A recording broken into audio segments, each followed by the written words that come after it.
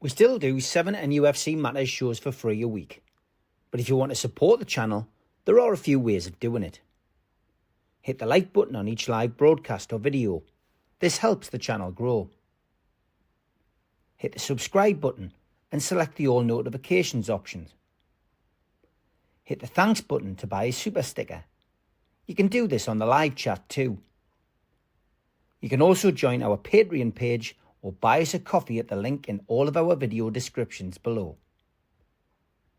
We are also looking for sponsors. If you want our latest advertising rates and how you can get involved, then email John at nufcmatters1892@gmail.com. Thanks for watching.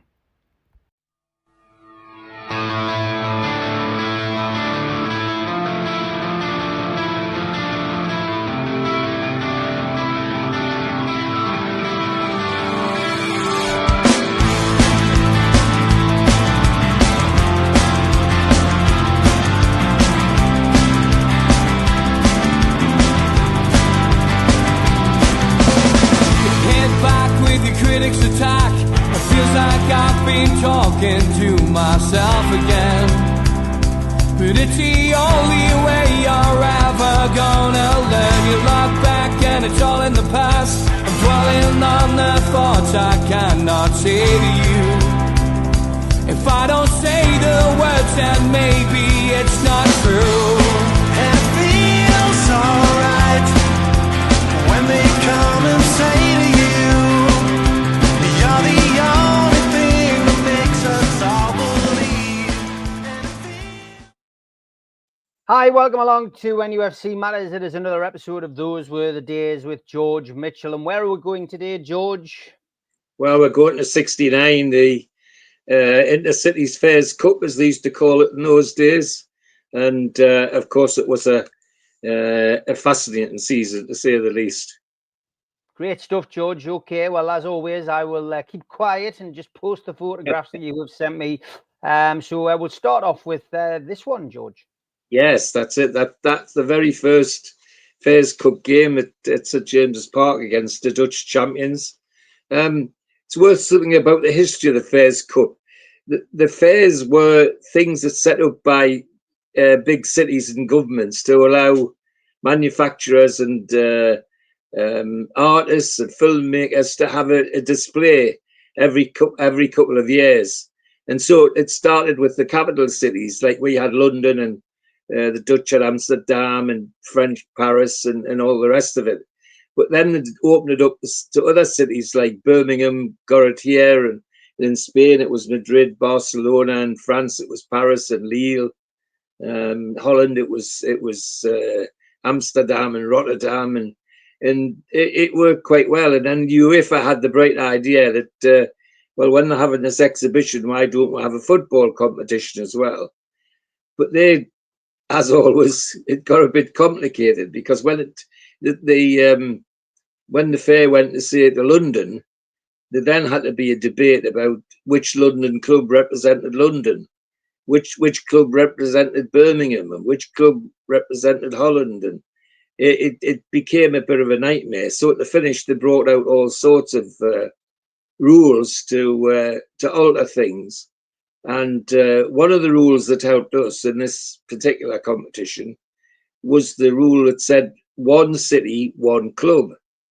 And so by the time they got to deciding who was going into this particular year, when they went down the list of teams were in the UEFA European Cup, they were in other cups, and the Fairs Cup was left hanging. And they couldn't decide it because the cities that were left, Birmingham, London, had more than one team. Where when they went down the league, of course, I think we were 9th. We were the first team that had one team, one city. So that's how we got in. It was more by accident than good luck. So that's a bit of the history. But nonetheless, Joe Harvey and his team very cannily decided that however we got into it and whatever criticism the press were leveling about it, we're going to have a go at it. And this is the first game. And I think it was a good starter because we Feyenoord were surprised, I think, to put it mildly, what they were facing. And the big surprise was none other than Big Win Davis. They had not come across on the continent a forward who could climb the way, win the leap could. And the net result is he was, from the kickoff, he was a thorn in their side. We fielded Ian McFall, David Craig, Frank Clark, Tommy Gibb, Bobby Montgomery, Ollie Burton, Jimmy Scott, Pop Robson, Wyn Davis, Dave Elliott, and Jeffrey Allen. And of course, Jeffrey Allen's the grandfather of Elliot Anderson, who used to be our player, and what a tiny little winger he was. Well, it was just a good game, but as I say, every time Davis went for the ball, the Feyenoord team were frightened to death. 47,000 at the game, and because it sparked interest, and I remember being in the Gallagher corner for it. The Dutch team was basically nearly all Dutch internationals. Graafland in goal, Van der Hoven, Heidi, Van der Heidi as fullback, Larsens, Tyne Israel. They were all Dutch internationals. The centre forward, Henry Weary, was a very, very talented player. And as I say, they were regarded as a very good football side, but they got something of a shock, I think, in terms of A, the intensity of how we played, and B, the way that Wyn Davis dragged them all over the place. And it was clear from the off that Newcastle were going for it. And within 6 minutes, Jimmy Scott had put in the lead with a typical Jimmy Scott goal, a nice dribble and a slot the ball underneath the goalkeeper. And then in 26 minutes, Pop Robson, a nice drive from the edge of the penalty area, puts 2-0 in the lead. And same thing was about to happen on 42 minutes. He had another drive, but it hit the backside of one of their defenders, Israel, and went in the back of the net. So we went in 3-0 at half time, and I can remember the hubbub in the ground when the teams went off. People couldn't believe their eyes. Here we are in a major European tournament, and we're really showing them how to do it. And expectancy was, of course, that we'd repeat the dose the second half. Well, it wasn't quite as straightforward as that, because by then the Dutch had reorganised and sorted themselves out in the dressing room at half time. But nonetheless, Newcastle still pressed hard, and no surprise on 72 minutes when the fourth goal went in, and that fourth goal was a brilliant header by Wyn Davis. And I think there might even be a picture of him putting the ball in the back of the net. Yeah, that's I think that's one of Pop Robson having a go as well. Brilliant night, really was. So we then have to face the return leg, of course, because all these games are on 2 legs, and as European competitions were. Now, it's interesting, the Feyenoord programme was more like a newspaper, and so there's several pictures of teams and things in. It was more like a sporting newspaper that it all went into. The only change for the Feyenoord was the right fullback became Velden Hoornen, who was another Dutch international, and we went with the same side completely. The only slight issue was that just before the end of the game, Frank Clark got injured and Jim Eiley went on as substitute. The one significant change was that because the Dutch had lively forwards, Joe Harvey decided to put Big John McNamee at centre half instead of Bob Moncur, in the hope that he would slow things down. Well, he did, but I've got to say, quite a different game to the one at St James's Park, where on this occasion Feyenoord were ready and gave us quite a hard going over in the first half. 45,000, which was a full house for them at the game, and played at 8:15 at night. And a good game of football. But on this one, they were ready for us on this occasion, not like at St James's. No surprise to anybody when Kinderval on 28 minutes made it 1-0, which had stayed at half time. After half time, Newcastle really did have a go, but in having a go, they left themselves open a little bit. And on 54 minutes, Frank van der Heide scored a second goal. So Feyenoord won the particular game 2-0. But of course, Newcastle went through because we won 4-2 on aggregate. And it was interesting, the reaction of national press compared to local press. Local press guys were fantastic because it was a big European win. Yet nationally, people were still bleating about how lucky we were to even be there, and all that sort of rubbish. But never mind, we'll get used to that sort of thing. The next round saw us go to Portugal, to Sporting Lisbon, and they were regarded as one of the European giants of the time. And we went to Lisbon with McFall, Craig Clark, Moncur was injured, Graham Winstanley came in at centre half, Ollie Burton, Jimmy Scott, Pop Robson, Wyn Davies, and Alan Foggan. It was clear from the off that Joe Harvey had set them up to have a go at this, and we certainly did. And within 31 minutes, Jimmy Scott had scored a peach of a goal from the edge of the box. Very pacey winger, Jimmy Scott, and once he got into his stride, he was difficult to get hold of.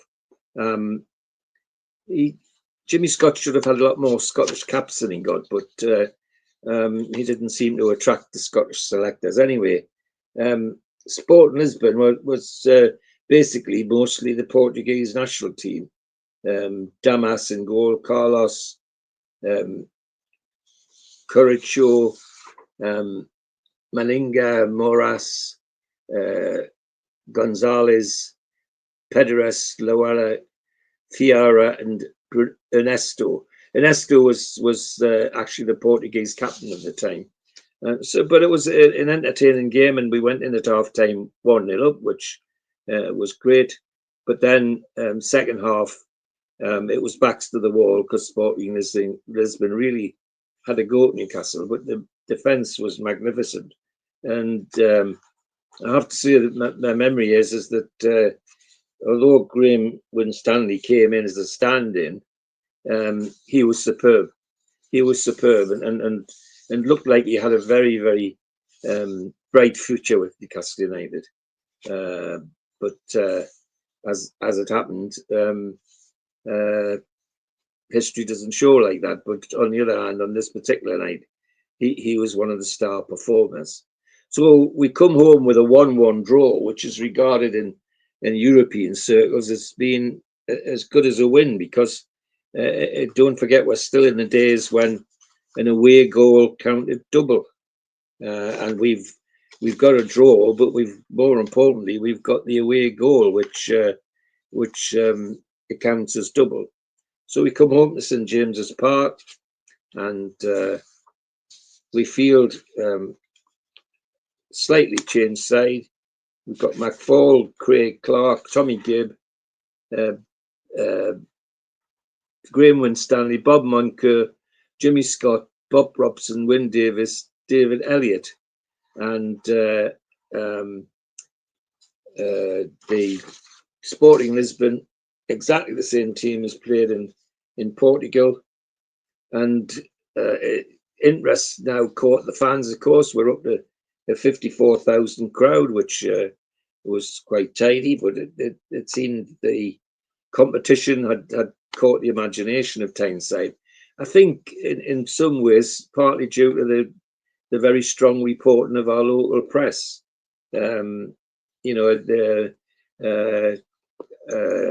Gibbo's reporting was quite exciting in those days, and well, always was, but in these particular games, he added to it, I think, because of the way he reported it.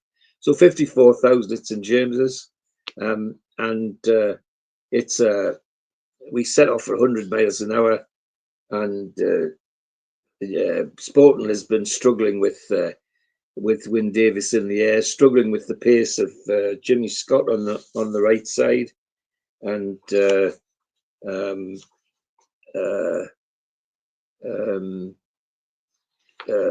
Jeff Allen on the left, causing them all sorts of problems. But it was a good start for us, and it proved to be so, because on 10 minutes, Pop Robson scored a beautiful goal, a classical goal for him, a nice header, and give a 1-0 lead, which we took to half time. The second half, Sporting Lisbon came out and really give it a go, determined to try and get the away goal back, but it didn't happen, and we finished the game with a 1-0 win, therefore going through to the next round on a 2-1 aggregate, and there's big win against Sporting Lisbon at St James's, and same again there with I think that's Pop Robson going in there, but it was interesting how, again, these European teams just didn't know how to handle Wyn Davis or the pace of some of the others as it happens. So we go through to the next round to be going against the Spanish team, Real Zaragoza, and we go to Zaragoza with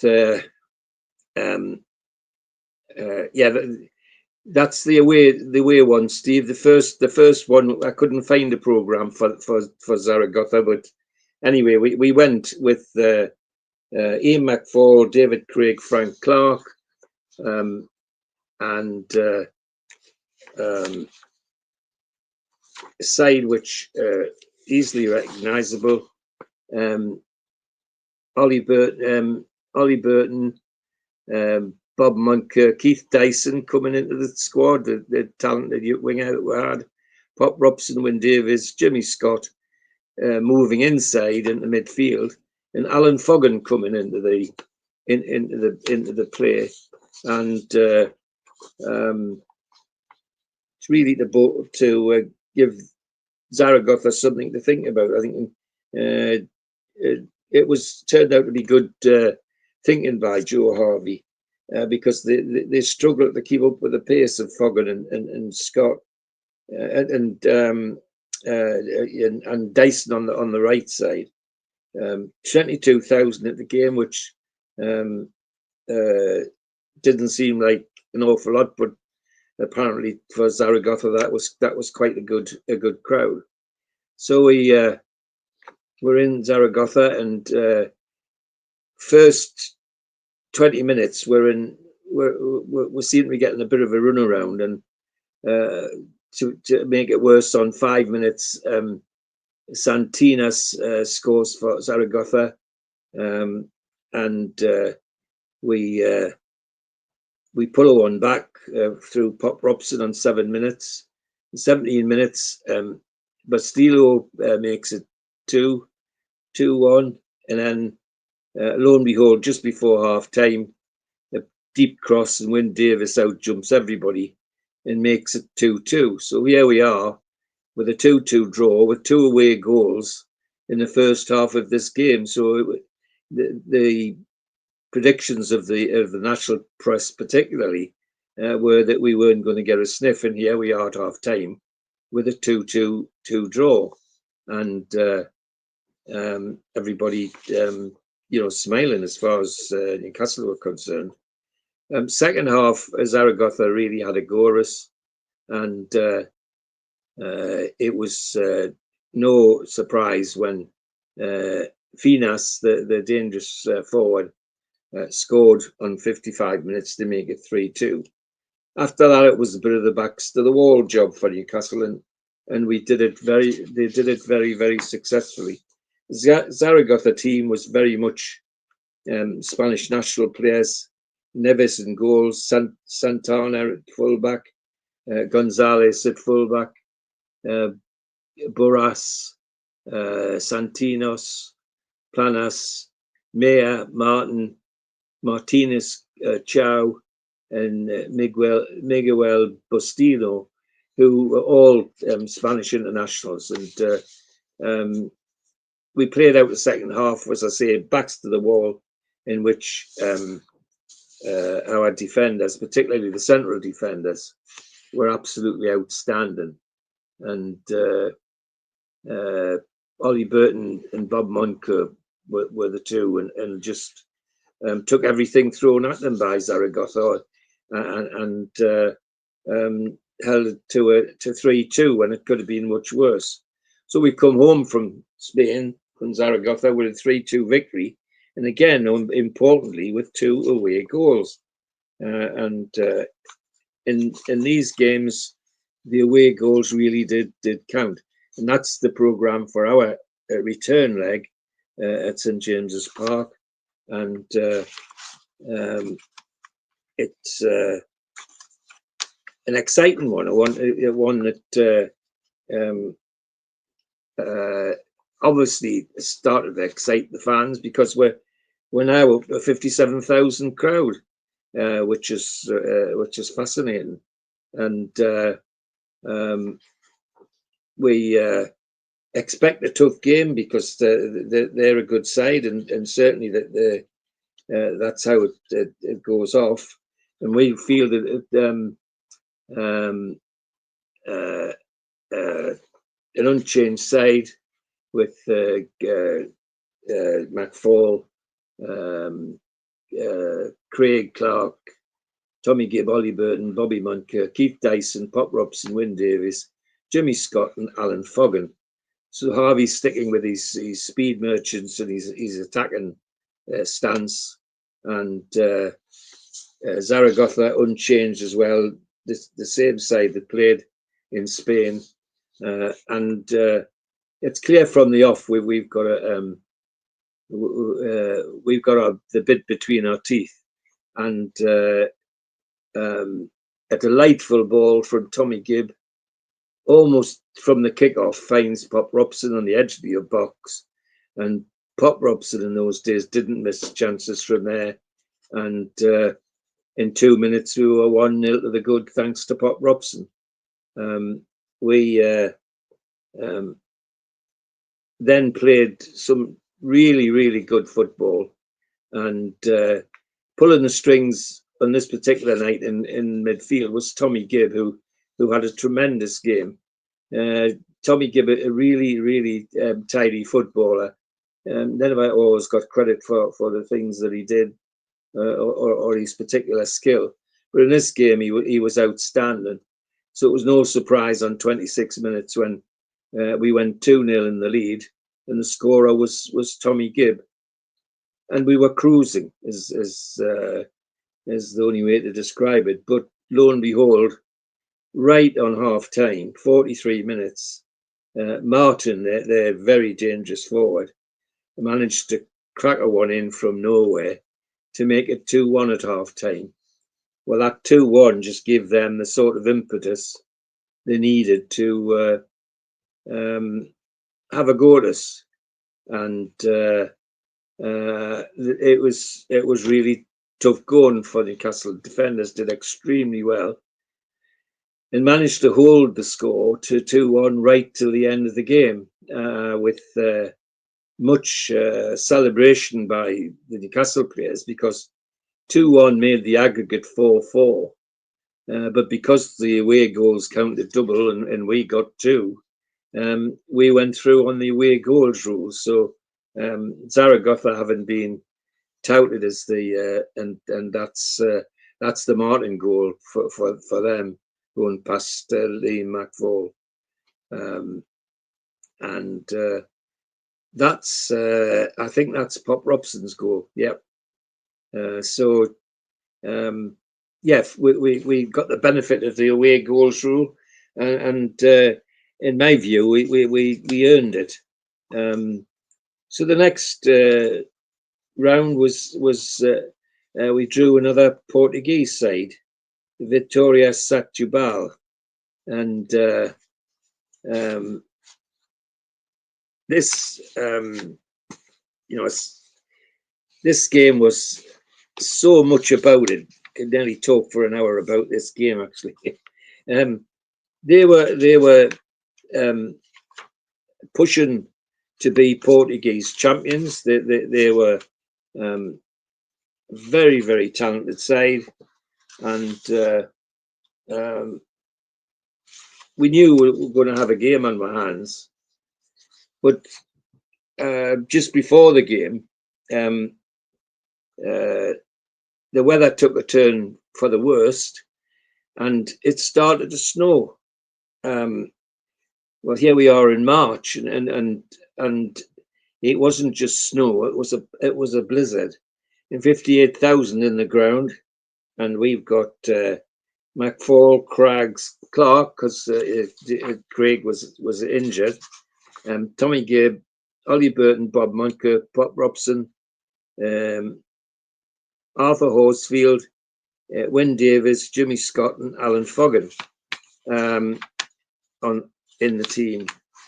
And Setúbal, well, it was all mixture of Portuguese and African internationals, and the top player being a man called Mendes, who was really touted as one of the top European players of the day.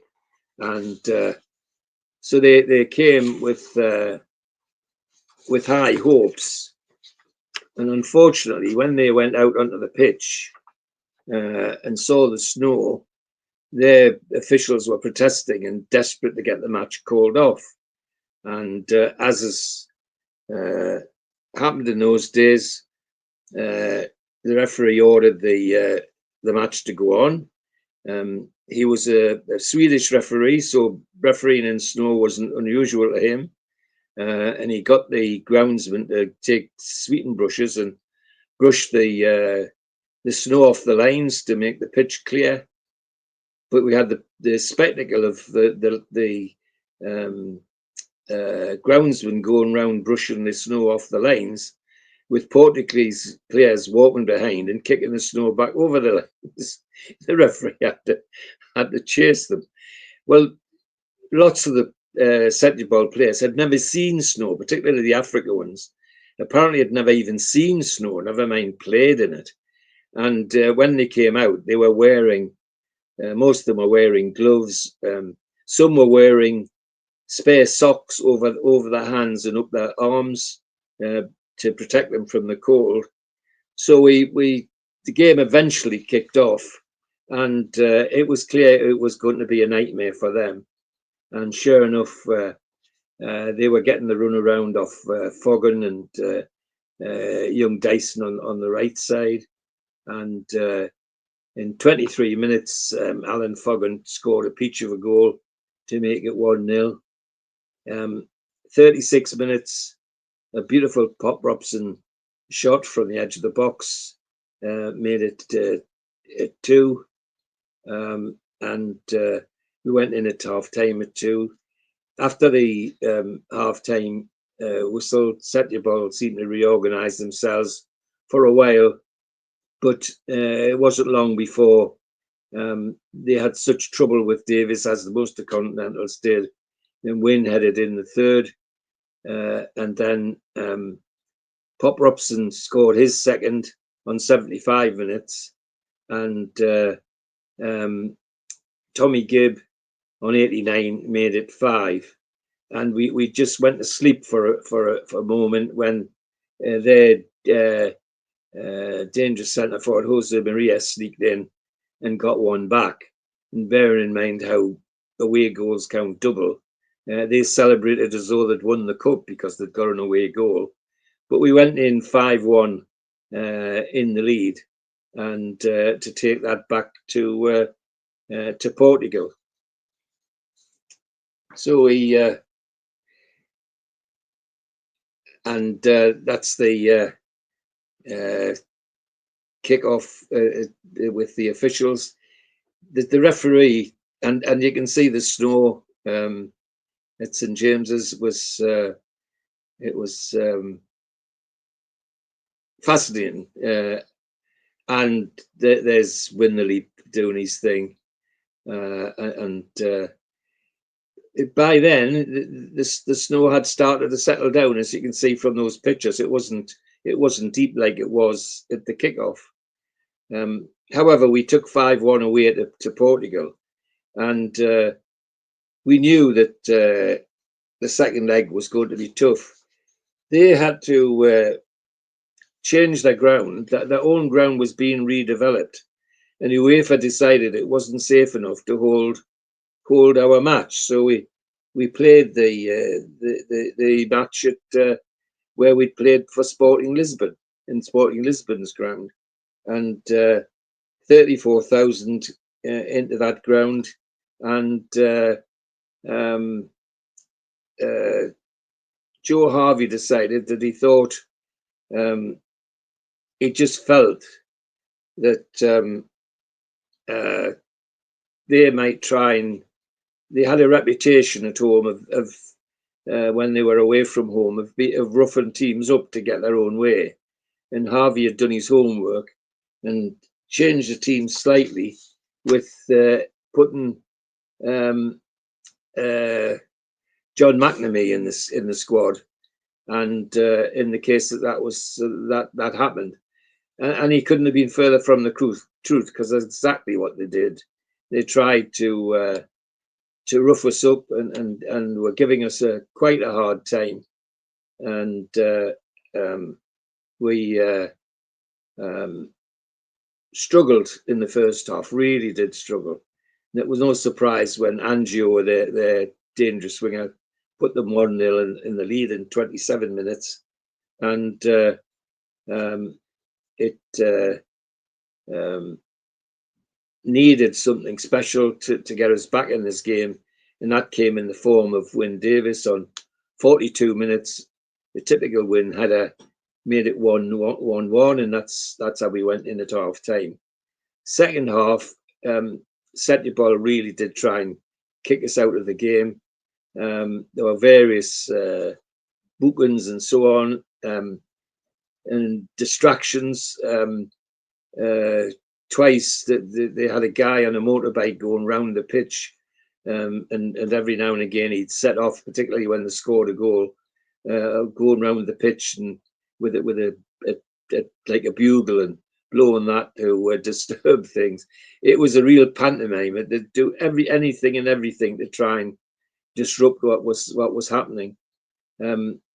We held off until the 68th minute, when Pieta scored a second goal for them, and then on 66 minutes, Erstein Fragranda made it 3-1, and start to sweat, because remember we're carrying 5-1. If they get the 5-1, we're into extra time and probably possible replays. But Newcastle held on, and I think Joe Harvey's decision to put Big John McNamee in the back of the defence was the right one, and we held them off. So we win 3-1, which means we go through 6-4 in aggregate in what was a bizarre game in many ways. The referee at St James's was Lundberg from Sweden, and he revealed to reporters after the game that there had been a scuffle in the tunnel about them playing, about they shouldn't play with the snow at St James's, and one of the Portuguese players actually tore this collar on his uniform and actually scratched his neck, and all of that was going on and without anybody knowing about it. But John Gibson did his detective work and managed to get that. The other interesting piece of writing on this particular game by John was his report on the match. But the significant thing was, the interesting thing for me is that he reported that just before the game, there was a guy on the pitch with his little boy playing with the ball, and it was the old Vittoria Setúbal goalkeeper, and the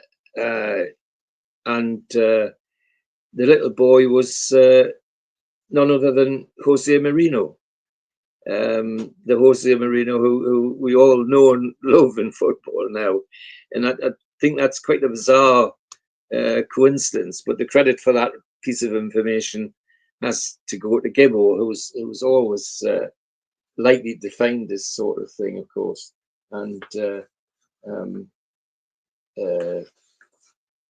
makes us think about what we're doing in football sometimes. And pity we didn't get a bit more reporting like that now.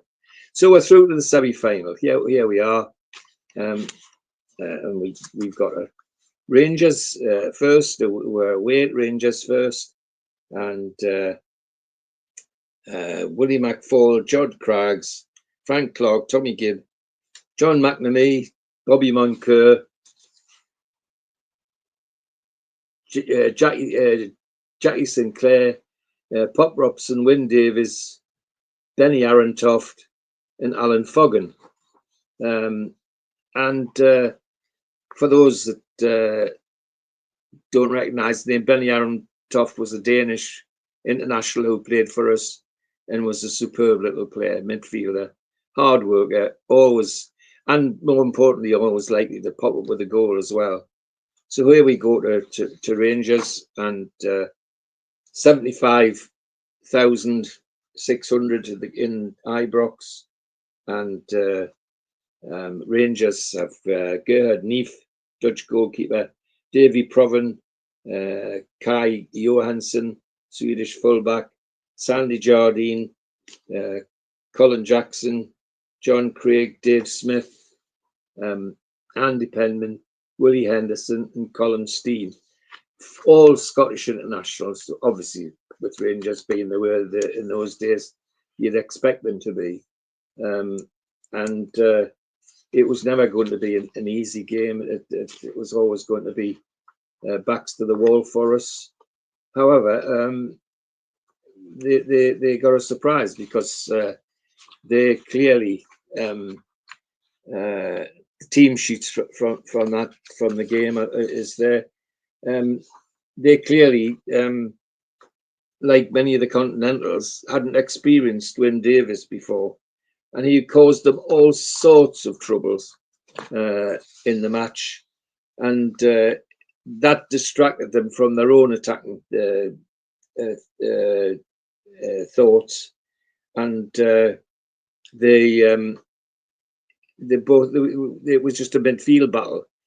Both midfields doing very well, but neither team being able to do anything about scoring goals. And the nearest to scoring were headers by Wyn Davies and shots by Pop Robson, where Rangers hardly any threat on our goal at all. And so we end the semi-final in Glasgow on a 0-0 to bring a 0-0 result back to Tyneside for the return leg, which was another fascinating game, and that's the program. We field slightly different side. Ollie Burton comes in for John McNamee. Otherwise, it's Jimmy Scott goes on back onto the right, and Jackie Sinclair goes on the left, replacing Alan Foggin, which Joe Harvey thought was a better combination for this particular match. 60,000 in the ground, and that's the official figure. I've got to tell you, it felt like 70,000 in the Gallagher corner. It's a long time since I've been so hard pressed in the Gallagher corner then. And it was a first half was end to end, but nobody was going to score many goals. It was clear that it was going to be a tough one. Rangers fielded an unchanged side. Second half, Newcastle upped things a little bit, and Jimmy Scott and Jackie Sinclair on both the wings their pace was causing Rangers lots of trouble.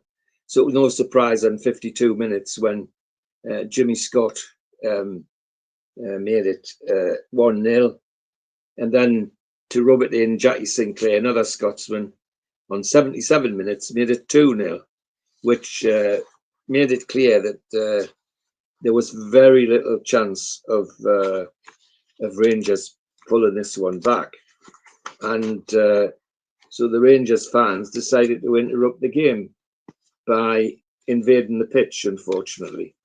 And there they are, coming onto the pitch and causing mayhem. Of course, the game was obviously held up for a while, and they got them back off the ground by, and there's one of the reports of the battle. They got them back by using police dogs and police horses. I think that there's a police dog in that picture there, getting them back off the pitch. It was just a nightmare.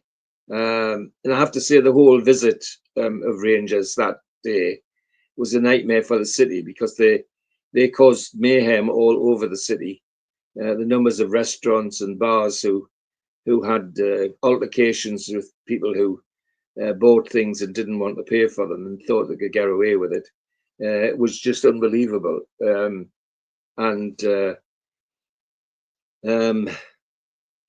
have personal experience of this one, because on Westgate Rose, the Sammy Burnstone used to have a little restaurant at the bottom of Westgate Road, and just below the Isolde there. And my aunt was the manageress of that restaurant, and she said a full restaurant of Rangers fans, they had a meal and then they just got up and walked out and refused to pay a penny. So it really did flatten their visit of Rangers. So anyway, we beat Rangers 2-0 and go into the final. The final, which really, had it been any other team in the UK, like Leeds or the teams that were being talked about then, it would have been a national issue. But because it was little Newcastle, and the fact we're only in it by sheer luck or more than good management, it went hardly mentioned in the national press and even on national TV.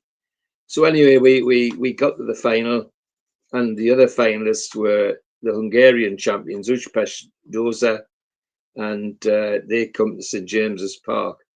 And there's a picture of some of the defenders. There's Bobby Moncur, a rare coloured photograph. Actually, I think it's a tinted one. I think it's a photograph that's been tinted. But there's Bob Moncur scoring one of his goals.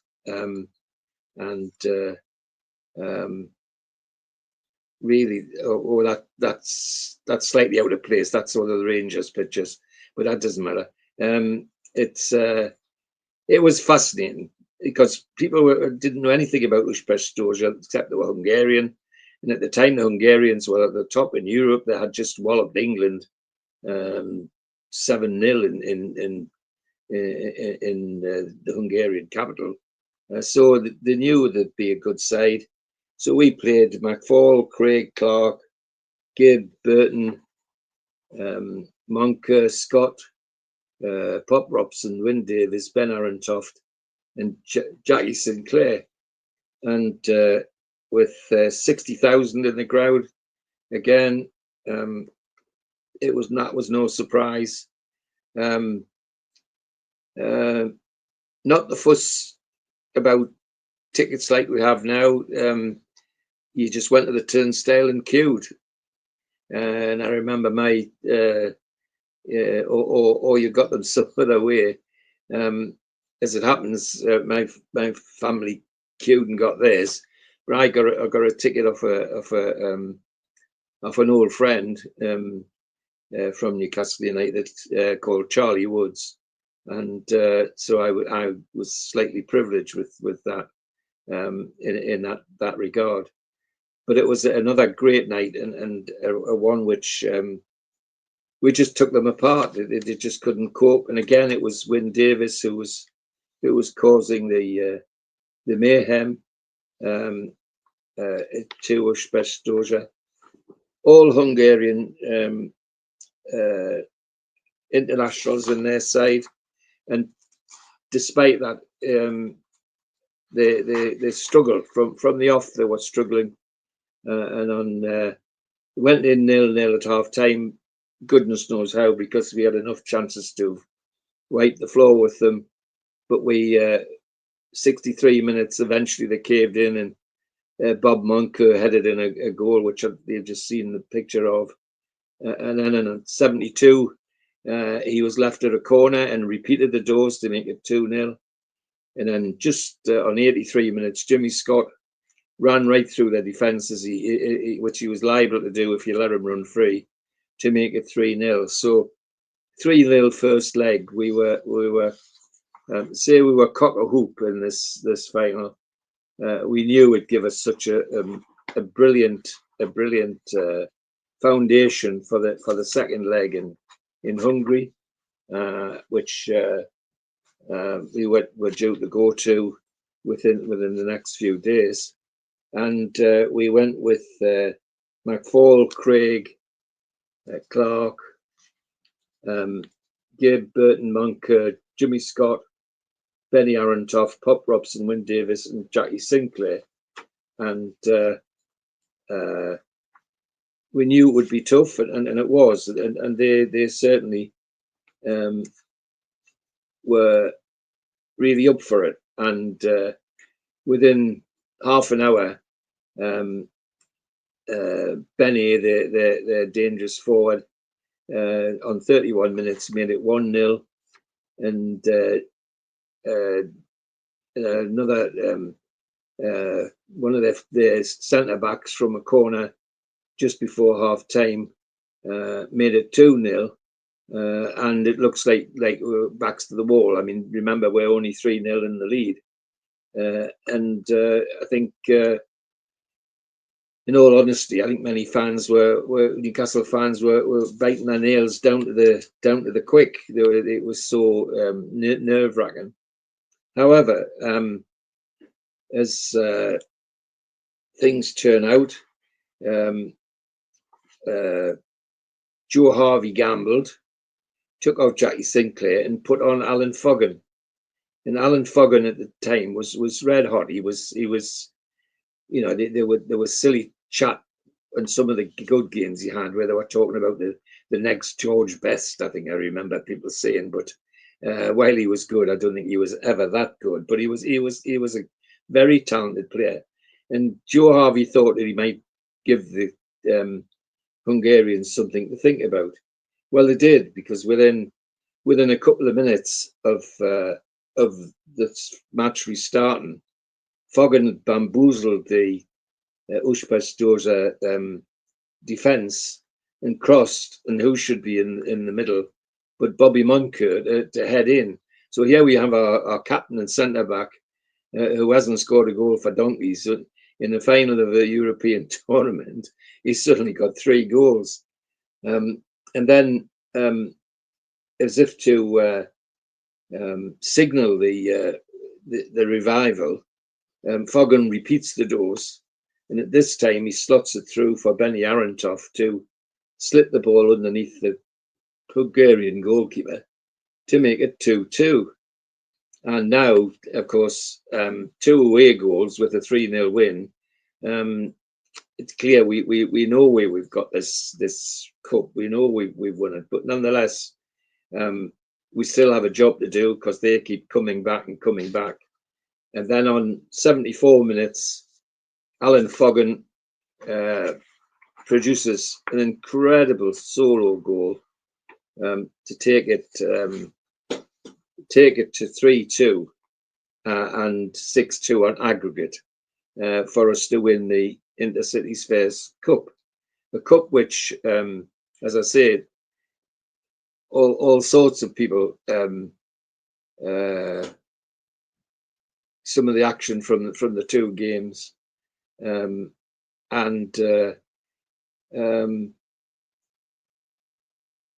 typical Bob. Well, that's from one of the earlier games, but there was lots of action and a really thrilling competition.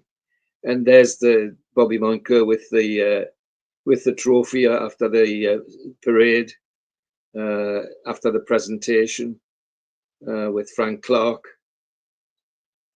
and the ubiquitous bus behind for the trip up from the central station up to St James's Park, where the thing was paraded. And that's the anniversary of the FACup, with the team coming back to St James's Park. I think it was it's the 30th anniversary, Steve. I can't remember which one it was, but they brought them all together on St James's Park, and that's them all assembling together. I think this is probably the 40th anniversary, because Sports Direct signs are in the background there. But I would say it's probably the 40th. Yeah. Yes. Yeah. And organised by the FACup group that they used to have, and I don't know if they still have, because I know Neil was involved in that as well. And it still goes, the Fairs Club. It's split into 2 different groups now, as always happens with these kind of things. Unfortunately, politics gets involved, and I actually managed to get the Fairs lads recognised by the Lord Mayor a few years ago at Mansion House as well, which was nice. We got them. We got a few of the lads up there recognised by Newcastle City Council, and Bob Moncur, Keith Dyson, and a few of the lads there, which was great. I know they used to visit the players, because our Neil used to do a lot of the visiting before he went to Dubai. It's been nice the way they've remembered that lot, and sad that this year, of course, somebody you've talked a lot about today, Wyn Davies, passed away this year, which is quite sad. But a lot of good memories from this particular win, and as I say from the outset, that Pop Robson with Wyn and Steve Wraith. Good That's stuff, great. man.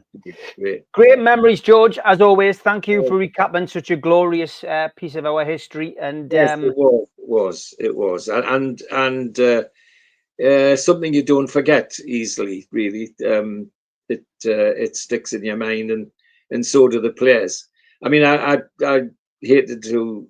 I mean, seeing Pop Robson reminds me of the situation we're in at the moment with young Mr. Isaac. Because shortly after the FACup, Pop Robson did exactly the same to Newcastle as well, forced to transfer. But anyway, that may be a story for another time.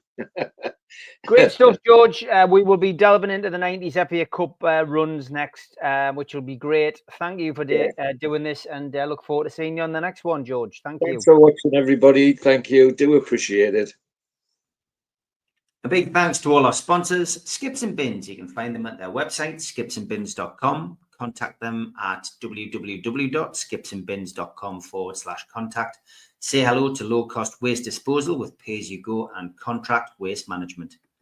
A big thanks to Mr. Vicky's Sauces, handmade in Cumbria. You can find them at their website, mrvickies.co.uk. Email info@mrvickies.co.uk or telephone 01768 210 102. Thanks to our fanzine sponsor, United Group Travel. There are no strangers on our tours, just friends you haven't met yet.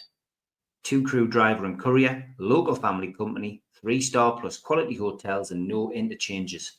Hot and cold snacks and drinks available on the coach, all excursions included. Their website, unitedgrouptravel.com, email beverly.ugtl@gmail.com, telephone 01670 632 460 or 0791 666 4174. Just £30 per person deposit.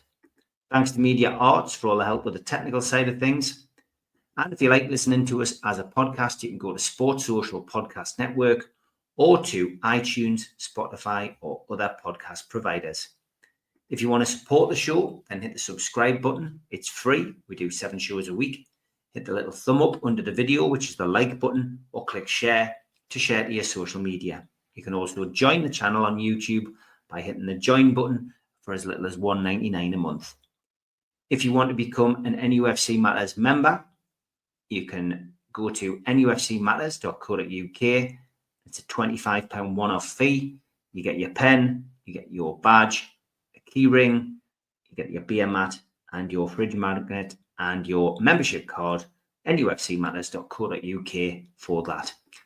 And we have an event early next year, 13th of February 2026, an evening with Beardsley, Waddle and Gascoigne takes place at the Tyne Theatre and Opera House. To buy your tickets for that event, go to the box office 0191 243 1171 or Tyne Theatre and Opera House.uk.